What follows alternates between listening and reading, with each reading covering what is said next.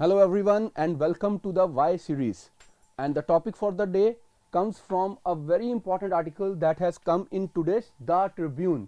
Usually the UPSC aspirants, they go for either the Hindu or Indian Express, but at times we do find very good articles in the newspaper The Tribune, which is very popular in North India, Punjab particularly, right? So this article is written by Maruf Raza, a very prominent name, a very senior analyst and a journalist who speaks very authentic and who writes something beautiful.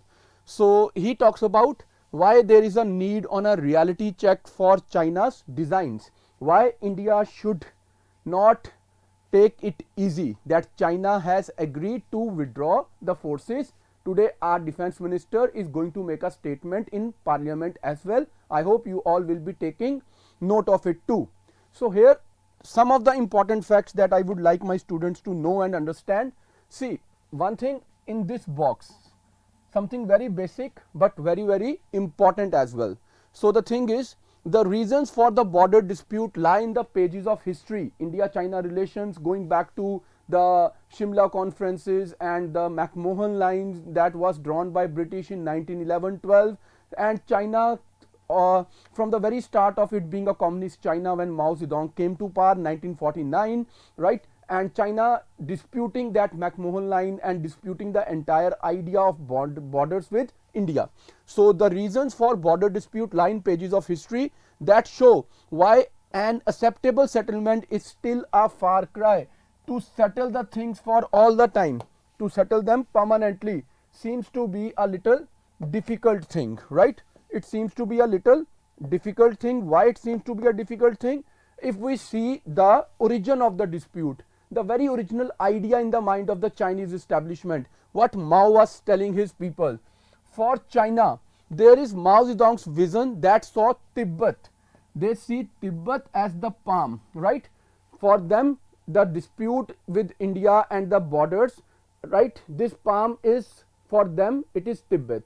So they are already very aggressive in Tibet, and the right hand, the palm of its right hand is Tibet, and Ladakh, Nepal, Sikkim, Bhutan and Arunachal Pradesh are the 5 fingers that China has to liberate. So China looks at the region like this, that the right hand palm of China is Tibet and the 5 fingers being Ladakh, Nepal, Sikkim, Bhutan and Arunachal Pradesh. So look at this. This is the basic idea that is imbibed in Chinese history, that is imbibed in Chinese mind, and that is imbibed in the Chinese political establishment. So how can India now accept? For India it meant accepting Chinese claims. Now how can India accept any of these China's claims and forego its sovereign rights, right? Its territorial integrity. So China at times tries to convince India about the bonhomie between the relations, but then again it always flare up the dispute on the borders, either in the eastern side or in some other sides. So here the idea is, and I would like to share this article on our Telegram group. Those who have not joined the Telegram group, I would request them that you guys must join it. We keep sharing a lot of important articles and quizzes, questions, notes and whatnot on that Telegram group. The name of the group is Free Study Material for IAS with Raj IAS, right? Free Study Material for IAS with Raj IAS.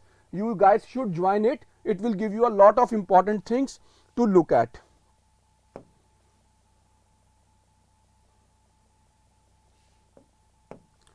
So why India should be cautious, why India should not be very happy, and why India needs to keep a strong vigil.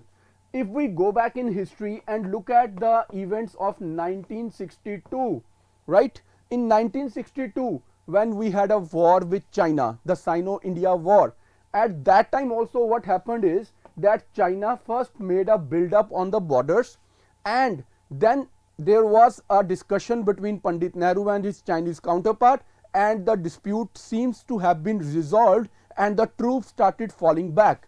But then all of a sudden came the Chinese aggression.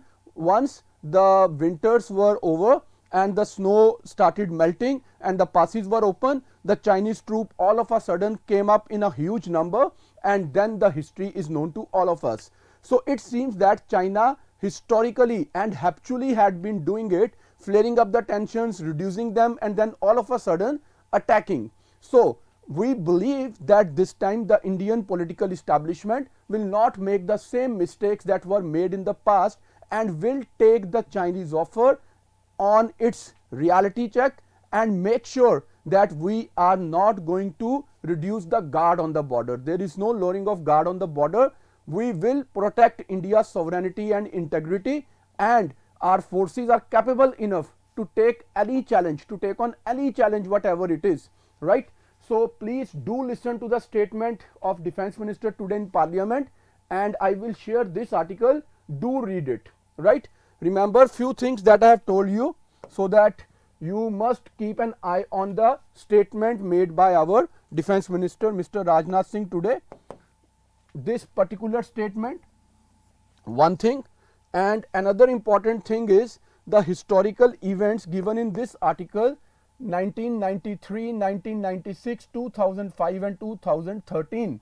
There is a mention of all these events going back to 1959 and 60 events.